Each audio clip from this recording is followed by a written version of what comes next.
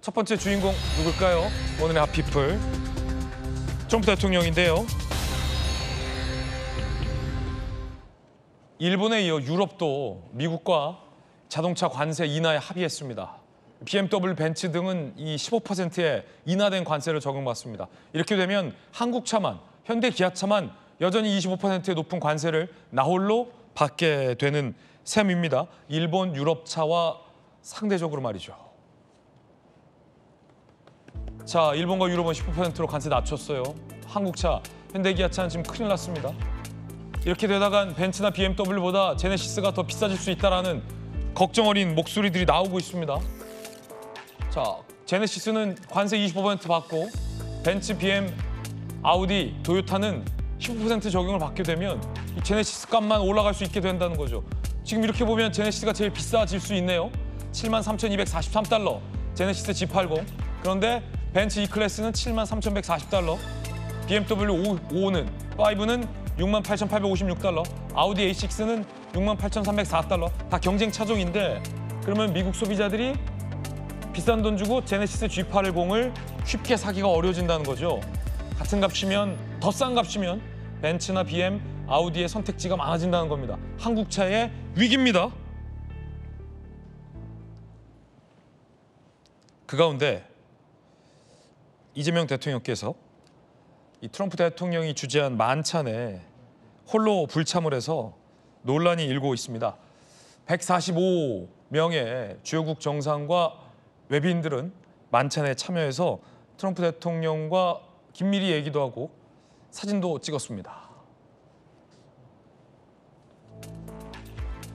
트럼프 환영 만찬에 불참한 이재명 대통령 대신 미국의 오피니언 리더를 불러서 관세 얘기를 하셨다고 해요. 자, 그러자 야당에서 비판하고 있습니다.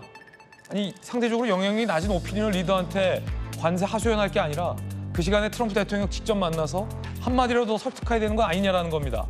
무슨 일 있어도 트럼프 설득하고 관세 협상을 매듭지어야 하는 우리 현실을 외면했다. 셀프 왕따를 인증했다라고 비판했습니다. 자, 그러자 대통령실은 이렇게 반박합니다.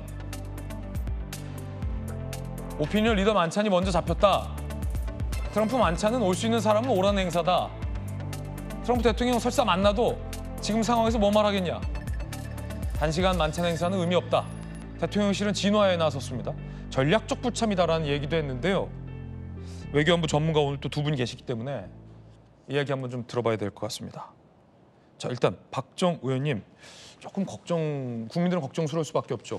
야, 우리 현대차가 가만히 있어봐. 저 벤츠보다도 비싸지면 이거 누가 사? 왜 우리만 이렇게 관세가 높아? 대통령 뭐 하시나 봤는데 만찬도 불참했다. 그러면 관세 설득을 포기한 거 아니냐? 국민들은 좀 이렇게 걱정하실 수도 있을 것 같아서 이 부분 좀 박정 의원님이 설명을 좀 해주시죠. 일단 저도 그 대통령 공식 만찬에 뭐 여러 번 참석했었는데요.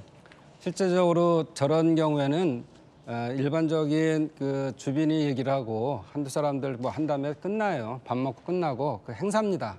그동안의 노고에 대한 대접이지 뭐 제대로 얘기할 시간이 없어요. 그렇기 때문에 저희 가서 무슨 협상이 이루어진다 이건 있을 수 없고요.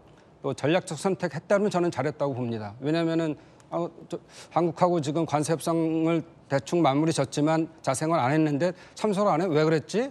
우리한테 뭐 불편한 게 있나? 그랬더니 다른 데 가서 이 관세에 대한 문제들을 다른 분들한테 설명했다. 이렇게 좀 하는 게 옳다. 이런 과정은 전 전략적으로 썼다면 잘했다고 저는 칭찬하고 싶습니다. 칭찬받을 일. 예, 칭찬하고 싶고요. 그리고 지금 그 자동차에 대한 문제가 25%에서 15% 가는 게 걸려 있지만 그것뿐만 아니라 우리가 3,500억 불이라는 투자에 대한 문제들도 걸려 있는 거예요. 이걸 급하게 하다 보면 일본처럼 만약에 이걸 직접적인 미국 투자에 집어넣어 버리면 지금 외환 보유액의 70%나 해당하는 거기 때문에 정말 휘청거립니다. 실제적으로 일본의 이시바 총리가 선거를 진 것 때문에 이번에 그만둔 것도 있지만 또 한편으로는 관세 협상을 잘못했다 해서 물러난 게 더 커요. 그런 걸 봤을 때 대통령도 이번 관세 협상 잘못하면 탄핵감이었다 이렇게 말씀하시는 것처럼 모든 신경을 쓰면서 어떻게 하면 이 관세에 대한 문제를 잘 풀어낼까 지금 고민 중이고 그거에 한 전략이었다 아까도 말씀드린 것처럼 잘했다고 EU나 일본의 경우를 보더라도 EU는 이번에 25%에서 15% 됐습니다. 물론 지금 상황으로는 경쟁이 붙는 것처럼 보이지만 그 소급 적용에서 8월 1일부터 이게 적용받은 거 아니겠어요? 또 협상하다 보면 지금은 당장 그렇게 손해가 되는 것 같지만 더 소급하는 경우도 있고 다른 걸 더 얻어낼 수 있는 경우도 있기 때문에 이런 문제를 다 해결해야 되고 특히나 지난번에 조지아에서 우리 한국인들 300명 넘는 분들이 막 팔찌 채우고 발찌 채우고 끌려가지 않았습니까? 이런 문제를 해결하지 않은 상태에서 관세만 내렸다 그러면 국민들의 감정이 잘했어. 경제적 이익이 최고야 이렇게 하겠어요. 국민의 자존심도 있는 건데 그래서 비자 문제를 확실히 해결해야 되고 또 그다음에 사실 우리 투자한 부분에 대해서 공장 건설하거나 이럴 때는 노동자가 가서 빨리 하고 돌아오는 게 필요합니다. 근데 그 상황에서 본인들도 아는 상황에서 그렇게 동맹국을 대접을 그렇게 했다는 건 굉장히 자존심 상하는 거거든요. 그래서 이건 되려 전략적으로 잘 활용할 필요가 있다 저는 생각합니다. 만찬 안 간 거 전략적인 국민이라면 잘했다. 자, 김무식 교수님 어떻게 보세요? 그러니까 만찬 안 간 것을 이 관세 협상 진행 중인 거 그리고 3,500억 불 이 투자에 대한 구체적인 상세한 합의가 안 된 것에 대해서 일정한 전술적 카드로 쓸 수 있다고 봐요. 박지원 의원님 말씀하신 것처럼. 네네. 그리고 이제 145명이 이렇게 모여 있으면 그냥 신상에 관한 가벼운 이야기만 할 수 있지 거기서 관세 협상에 대한 자세한 이야기를 못 할 수도 있겠죠. 그러나 제가 비판하고자 하는 것은 그 145억 정상이 왔던 트럼프 주재 만찬에 빠졌다는 걸 비판하는 게 아니라 그렇게 전술적으로 미국과의 관세 협상이나 아니면 투자액에 대한 정확한 그 협상 과정에 대해서 진지한 생각을 했다면 저는 지난달에 한미 정상회담부터 좀 단추가 잘못 끼었다고 생각을 하는 거예요. 여러분 기억하실 거예요. 한미 정상회담 그 워싱턴까지 날아가서 진짜 처음에 서로 맞대면하면서 정상회담했는데 강희정 대변인이 뭐라고 했습니까? 합의서가 필요했을 정도로 너무 잘 됐다고 그랬어요. 자랑 일색이었습니다. 그래서 우리 국민들은 이재명 대통령이 가서 잘 합의하고 왔구나. 이제 모든 문제가 다 풀렸구나라고 우리한테 환상을 심어줬지 않습니까? 합의서가 없다고 우리가 일각에서 언론에서 제기하니까 합의서를 안 쓸 정도로 신뢰가 생겨서 다 잘 됐다라고 강희정 대통령실 대변인이 칭찬을 했단 말이에요. 근데 그 뒤로는 지금 어떻게 되고 있습니까?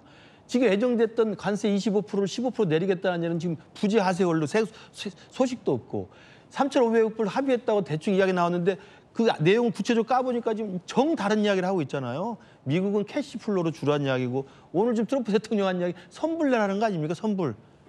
밥 먹기 전에 먼저 다 값을 지불하라는 거예요. 그러니까 지금 이제 와서 뜨거라 지금 이재명 정부, 이재명 대통령 이거 못하겠다고 지금 이제 와서 조금 이제 갈등을 좀 보여주는 건데 잘 보십시오. 젤렌스키 대통령하고 트럼프 대통령이 아마 백악관 오글 오피스에서 서로 싸웠던 장면을 많이 보셨을 겁니다. 그래서 젤렌스키 대통령이 굉장히 곤혹스럽고 모욕을 당했다고 했지만 지금 젤렌스키가 그때 당당하게 임했기 때문에 지금 우크라이나에 대한 트럼프의 시각이 좀 바뀌고 있는 것도 있어요. 그러니까 일관성을 갖는 게 제일 중요해요, 협상에서는. 근데 첫 단추인 한미 정상회담에서 대면회담에서는 그냥 가서 여러분 김정은 만나주면 저 페이스메이커 열심히 하겠습니다. 그거 한다고 해서 환심 사는 게 아닙니다. 정확히 따질 것 따지고 우리 거 지킬 건 지켜가면서 그렇지만 한미동맹의 굳건한 신뢰를 가져가면서 계산을 처음부터 잘해서 일관성을 유지해야 되는데 첫 번째 지난달 한미정상회담에서는 뭐 굉장히 잘 된 걸 쳤는데 지금 들여다보면 아무것도 안 돼가지고 이제 와서 화내는 꼴이 된단 말이에요. 이제 와서 만찬 안 간다. 네, 그러니까 저는 일관성 부재와 전략적 오히려 고려가 모자랐던 것이 지금의 한미 관세 협상, 그다음에 3,500억 불에 대한 구체적인 협상이 지금 문제가 되고 있다고 생각을 해요. 그 정신 차려야 된다고 생각합니다. 총리의 발언도 논란입니다. 이 문제에 더해져서 김민석 총리가 이렇게 얘기했습니다. 어제 많은 뉴스에서 주요 속보로 보도했는데요. 비자 문제 해결되지 않으면 대미 펀드 불확실하다라는 발언을 했어요. 비자 문제 해결 안 되면 미국에 투자 없다라는 발언으로 많은 언론들이 주요 뉴스로 타진했습니다. 자, 그러자 야당이 이렇게 비판했습니다. 국무총리가 미국을 향해서 협박을 하고 있습니다. 이제 관세 협상이 제대로 되지 않자 반미 선동으로 태세를 전환한 것이 분명해 보입니다. 어떻게 이 문제를 풀고 관세 협상을 마무리 지을지 고민해야 할 이때에 국무총리가 이런 무책임한 발언을 하는 것에 대해서 온 국민은 경악을 금치 못할 것입니다. 자, 비자 문제 안 풀면 투자 없다라고 총리의 발언이 보도되고 논란이 일자 총리가 그건 오보라고 반박했습니다. 그러자 개혁신당의 이준석 대표가 계속된 말실수가 짜증난다라고 비판했습니다. 들어보시죠. 그 블룸버그 통신 그 인터뷰하신 분이 해명 자료도 내셨는데 그건 오보 잘못 썼던데. 잘못된 걸 근거로 아마 정동혁 대표가 비판하는 것 같은데 네, 그러신 미국 것 같아요. 협박한다 그러더라고요. 총리가. 정확한 거 보시고 말씀하시는 게 비자와 투자 문제는 전혀 연관이 없었다는 의도셨던 거죠, 인터뷰가? 정정 자료가 어차피 나가 있는데 그거 그냥 보시면 될 것 같은데요. 미국에 대통령이 가 계시는데 김민석 총리가 따로 이렇게 서로를 일으키는지 잘 모르겠습니다. 추미애 법사위원장 그리고 또 정청래 당대표 그 와중에 김민석 총리마저도 지금 이제 이런 말실수를 계속 하는 걸 보면서 국민들 짜증나게 하려고 정치한 집단이냐 이렇게 반문하고 싶습니다. 자, 오보다라고 해명한 김민석 총리의 해명이 나왔어요. 그러자 야당 입장은 뭘까요? 비자 문제 합의 없이 대미 투자 어렵다라는 발언 오보다. 국무총리실 투자 유보 의미 발언 아니다. 3,500억 달러 투자와는 무관하다라고 말했습니다. 장동 대표 방금 들었고요. 이준석 대표도 이렇게 비판했습니다. 오보다. 뭐가 오보라는 걸까요? 주진 의원님 어떻게 보십니까? 네. 관세 문제야말로 국민 먹거리랑 직결되잖아요. 저는 이재명 대통령도 당연히 트럼프 대통령 만찬에 참여를 했어야 된다고 보고요. 국무총리도 저 언행이 너무 지금 가벼웠습니다. 협상 중간에 더더군다나 협상이 잘못돼서 협상이 교착 상황에 있는데 마치 협박하는 발언처럼 들렸고요. 또 비자 문제는 비자 문제대로 충분히 풀 수 있는 여건이 있는데도 불구하고 3,500억 달러 투자 부분과 뜬금없이 엮음으로써 이게 지금 굉장히 협상에 있어서 오히려 미국에 키를 주게 되는 것이고요. 그러다 보니까 저 발언을 지금 주워 담기 바쁜 겁니다. 근데 지금 지난 대선에서도 이재명 대통령이 그렇게까지 얘기했거든요. 그 트럼프 대통령 바짓가랑이 사이로 기어서라도 내가 협상을 해내겠다라고 해서 그것을 국민들이 믿었습니다. 근데 지금은 문제는 뭐냐면은 대통령실 관계자든 외교안보 라인이든 다 뭔가 협상을 성공시켜 놓고 대통령이 모양나는 자리에만 딱 모시려고 하는 거예요. 그러니까 협상이 지금 결렬되지 않았는데 밑에서 건의를 했겠죠. 트럼프 대통령 만찬에 가봤자 그 만찬 다음에 무슨 국민들은 성과를 기대할 텐데 지금 성과가 협상이 교착 상태에 있다. 그러니까 다 협상이 끝나고 나서 짠 하고 나타날 때 대통령이 나와서 하시는 게 좋지 않겠냐 했겠지만 국민들이 바라는 모습은 그게 아닙니다.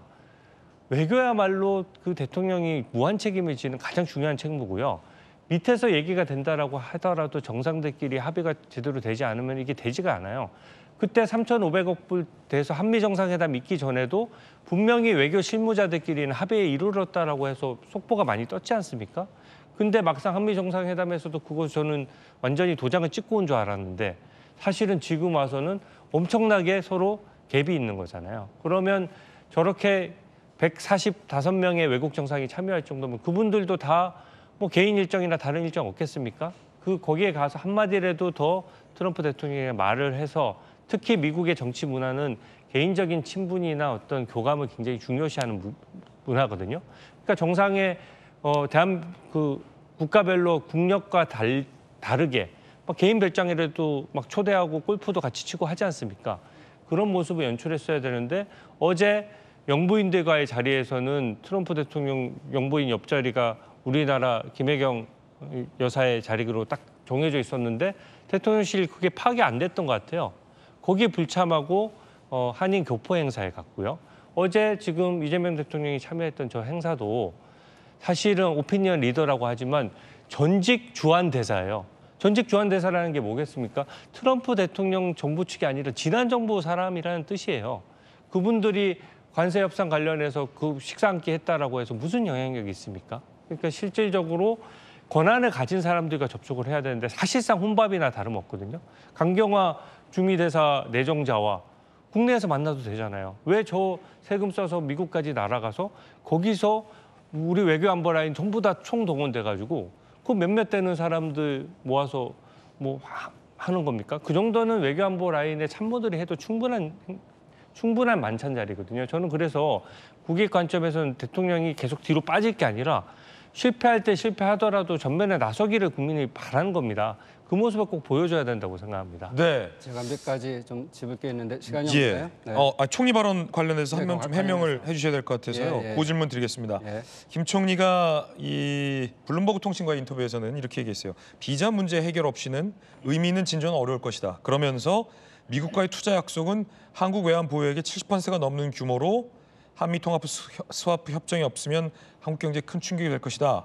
라고 해서 비자 문제와 3,500불 투자 문제를 연관 지은 발언으로 지금 다 보도가 나갔는데 논란이 되자 총리는 방금 그건 오보다라면서 내가 말한 투자는 관세 협정과 관련된 투자가 아니라 조지아 공장에 관련된 투자를 말한 거다라고 오보라고 했는데 저는 협상에서 전략적으로 잘했다고 생각합니다. 네. 이 협상 과정이고 결론은 나지 않았잖아요. 그런데 상대가 강해요. 그래서 상대가 계속적으로 요구하는데 거기서 알았어요. 순응하고 했을 때 결국 잘 갈까요? 그렇지 않습니다.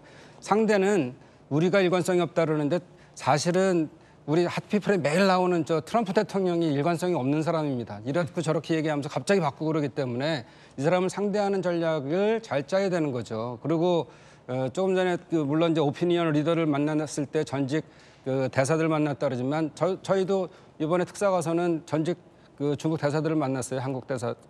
주한 중국 대사를 만났는데 그분들이 여러 가지 한국에 대한 애정이 있기 때문에 조언을 해줍니다. 이렇게 되고 저렇게 되고 그런 게 굉장히 도움이 됐을 거고요.